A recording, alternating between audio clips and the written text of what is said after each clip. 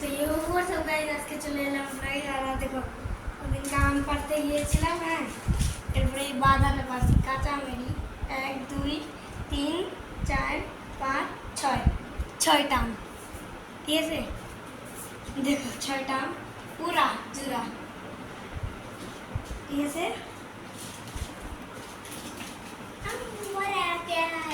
কাঁচা লঙ্কা ছাড়া মাখবো কি করে, মাখবো কি করে।